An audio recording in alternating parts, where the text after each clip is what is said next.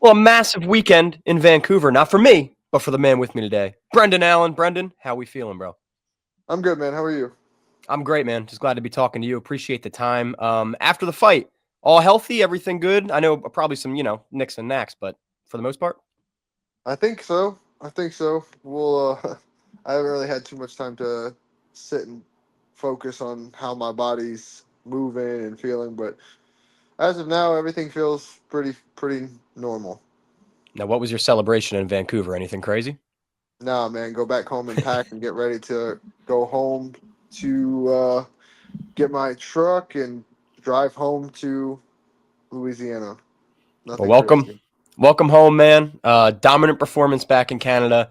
I guess what was your first reaction when you saw he wasn't answering the fifth round? Fight was over.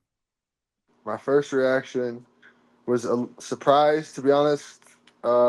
Just because, like, I don't know, I never picture someone to quit on the stool, so that was surprising a little bit to actually see it in person. But the second thing was, like, I told you, like, I told everyone. So yeah, those are kind of the two things that crossed in that moment. Now people are giving his corner some crap because how dare you throw in the towel? But then others are like, hey, that's the noble thing to do. There, it happens in boxing all the time. Save your guy. What are your thoughts on this? I don't think it has anything to do with this corner. He quit. They asked him questions. He said yes and no, that like he was hurt, like that he was messed up, that he didn't basically that he didn't want to continue, and they threw the towel, whatever. So I don't think it has any. That's what a proper corner that cares about you should do. They asked him the questions. He answered the questions. Based on his answers, he was done. That's And simple for me. I'm no fighter. I do some training, but I'm no fighter. When you see your opponent after each round struggle to get up and make it back to his corner, what does that do for your confidence in there? I didn't really notice it the first couple beats just because I was trying to get back to my damn corner and get some water Yeah. and a breath.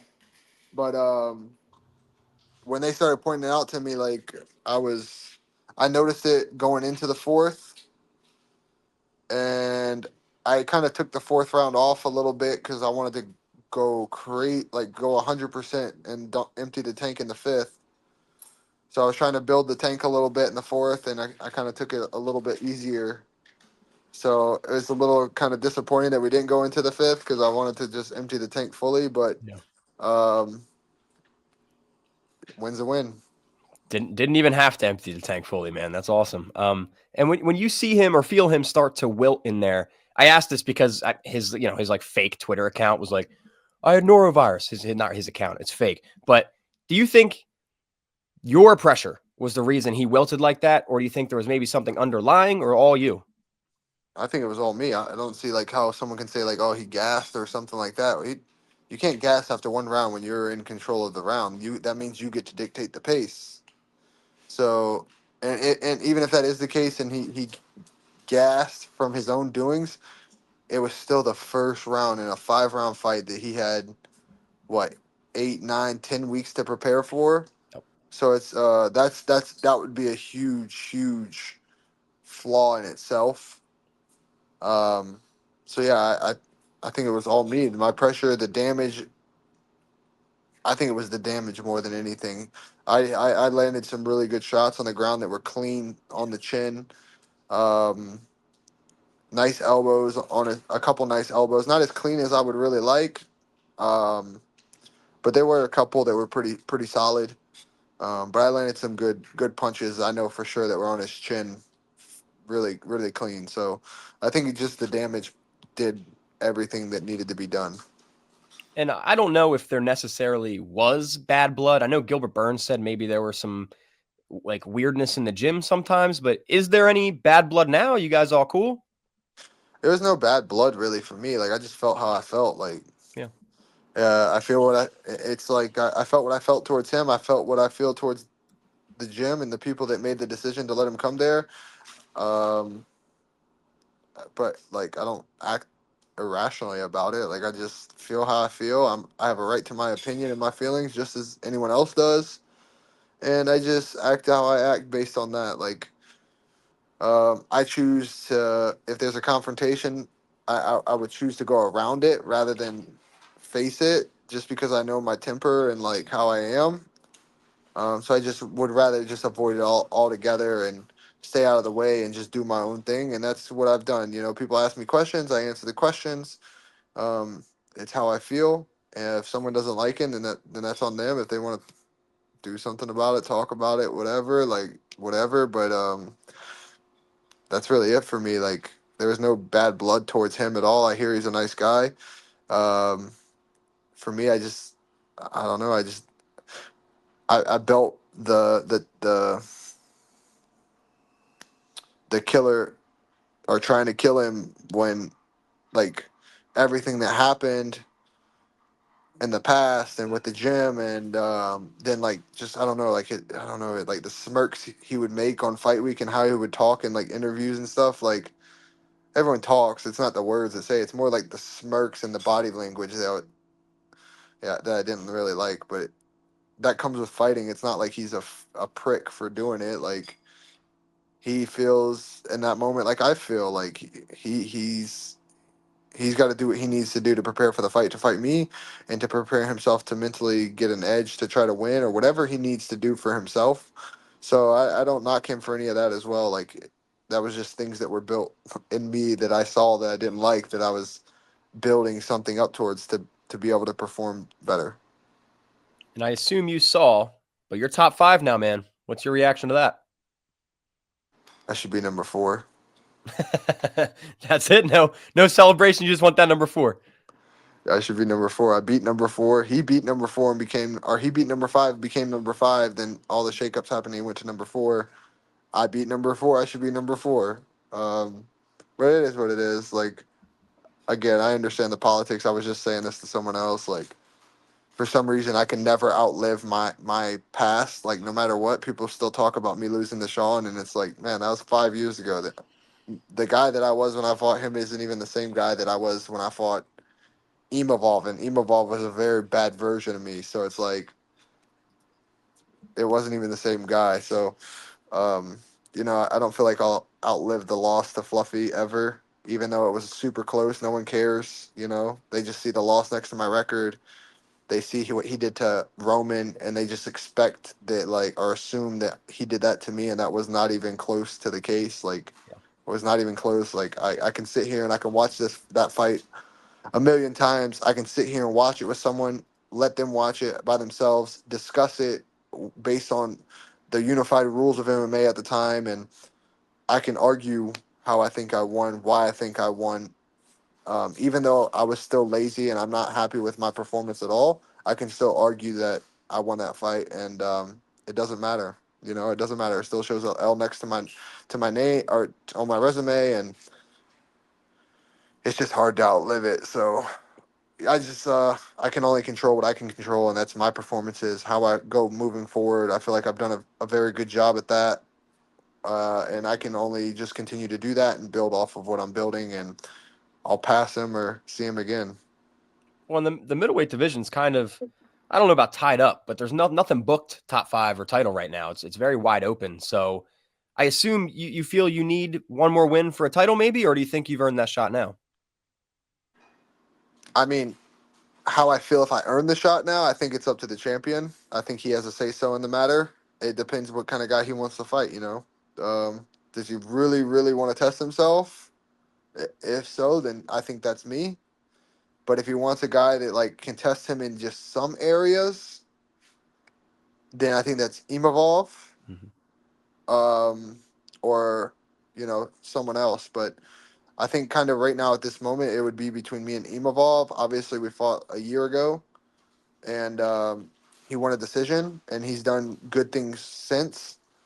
So, and he's got a bigger following and whatever, from a different country. So all those things can play a factor. So I think, yeah, realistically, they'll probably give it to Imavov, and I'm not saying he doesn't deserve, because I 100% think he deserves. But I think I would be next in line in that conversation based off of where the landscape of the division is right now. Mhm.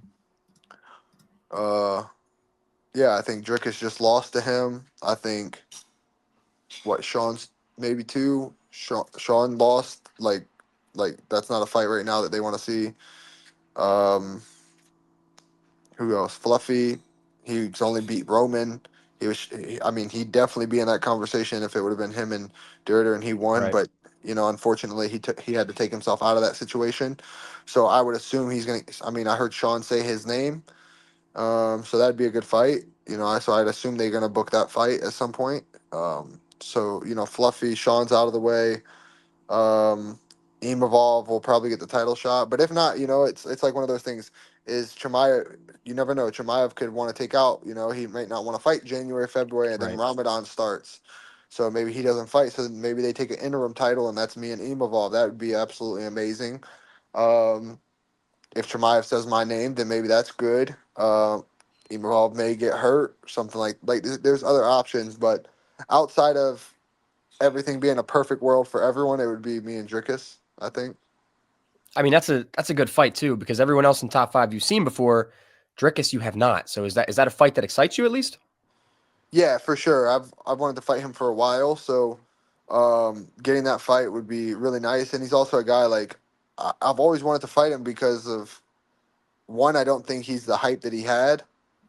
And we've seen that with Chimaev. Not that I have the same game plan or anything like that, but also another thing that really excites me to fight a guy like that. It makes me nervous, but it excites me because I know the nerves will bring out the best version of me. Is that he comes to fight and he's very good at making it a fight. He's not going to run. Yeah. He's not going to try to hold you. He's not going to try to do like he's trying to fight you. So for that excites me, and that's something that I'm the same way. So I think it puts on a great show for everyone, but it just excites me to train for that. And Yeah. again, it makes me nervous, because he could catch me. He could beat me with something crazy that he does, but it excites me to know that he's going to come to fight. He's coming to hurt me. Like I like that. Like I like that nervous feeling that brings. Let's say you and DDP get booked, I don't know, early next year, something like that. Let's say Khamzat does take off for Ramadan. He's available in spring. What does that fight look like, man? What does you and Khamzat Chimaev look like? Him trying to wrestle me for 2 rounds until he gets tired, and then I'm going to beat him up. So you have the anti-wrestling to defeat Khamzat, is what you're saying. I mean, I don't. I think there's other approaches to it. Like I don't have to just purely wrestle him or just stuff his takedowns. Like there's other avenues that could go to beat him in different scrambles. And I think my ground is good enough to make him tired for sure. I'm gonna make him work. He's gonna get me down. Like there's no question. His wrestling is very good. He's gonna get me down. How many times? That's a question that's up in the air. How many times can he continue to do it? That's up in the air. And when we're on the ground, how long is it going to take before I catch him slipping somewhere? Is it going to be 1 round, 2 rounds? Like, I'm going to catch him slipping it somewhere and I'm going to get up and then he's going to be tired, or I'm going to catch him in a submission that's going to make him go crazy. And then who knows, I could catch him in something. Either way, I think I have the tools to make it a way different fight than he's had before. Dean Thomas, he said anyone who goes to Belal Muhammad's camp just starts performing better, they level up. Well, we saw that this past weekend. So what changes? What exactly went into Belal Muhammad's training camp for you? I mean, for me, I've known Bilal a long time. Like, Yeah. Bilal's a great person. Like, fighting aside, he's a great human being. He's one of the best people that um, I know. He's like that guy that you want your daughter to date. Yeah. He's like that guy, and he's very detailed when it comes to fighting. He's very adamant about his preparation, how he takes care of himself, and people that say they want to be at the top of the level or have potential, he treats you the same way and holds you to that same standard in the gym, outside of the gym. So just being around him makes you have to work harder. It makes you have to focus more, and he also brings different tools to the table to help you improve with whether it's technique or mentality or different other ways to prepare. So he's helped me in so many ways. Like I'm still evolving. I'm still growing. I'm still learning new things from him. Obviously, you can watch tape on my fight, and obviously the biggest like hole you can say is my takedown defense, and we're continuing to get that better.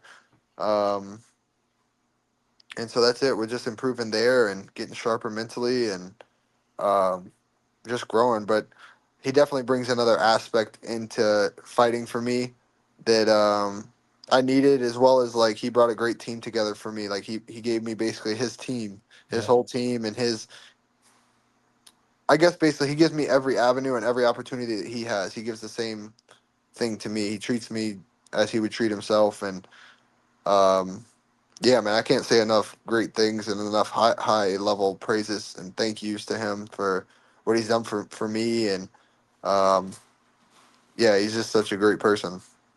Now, do you plan on going back to Kill Cliff at all, or are you planning on staying with Bilal now? No, I'm full in Chicago. I just don't like how a lot of things were Yeah. handled when it came to the whole the Ritter thing, and I didn't like a lot of it. And like, there's been some people that try to reach out to me, and I don't even want to talk to them because again, I'm a guy that would rather avoid the confrontation rather than Yeah. face it sometimes. Like I'm not saying like run from problems, but I just don't want the extra added like stress or It's not worth the mental energy sometimes, you know? that's kind of, yeah, that's really it, man. I'm not really looking to get into it with someone or hear someone's side when the facts say something else. Like it is what it is. It's kind of like one of those things. It's done now. You did what you did. Like I did what I did, and you're who you are as a person truly showed, or your values that you hold near and dear to your heart truly showed, and I just don't agree with them. So that's kind of how I look at it, and I just let bygones be bygones and go on about my business. Well, since we're talking Bilal, what are your thoughts on Bilal Muhammad versus Ian Machado Garry? I wish it would have been 5 rounds, but no matter what, Belal's still Yeah. going to go out there and break him. I think Ian's fast. He's good with distance management, but I think Belal's very very smart, and people just don't realize how durable he is. And once he makes his first like connection, whether it's with striking, wrestling, like once he starts to get going, man, he is a different monster. Like it's hard to. I'm a big 85er, man, and he's not a huge 70er, and he'll give me problems, like big problems, especially like when it comes to wrestling or pressure and stuff like that. Like he gives me big problems, and I've trained with Ian before. The only thing Ian has is he can catch him on the feet. That's Sure. it, and that can happen with anyone on the whole planet. So that's his only way to victory because the dancing's not going to work. Like Bilal's pressure is too good. Bilal's too smart, and once he connects to him, if he needs to connect to him, like I don't think he's going to be able to get him off for sure. And I think he's going to weigh on him and weigh on him, and then Ian's going to make a very bad decision. We saw how Ian was with however you pronounce how you pronounce the name, Prates. Prates, Carlos Prates.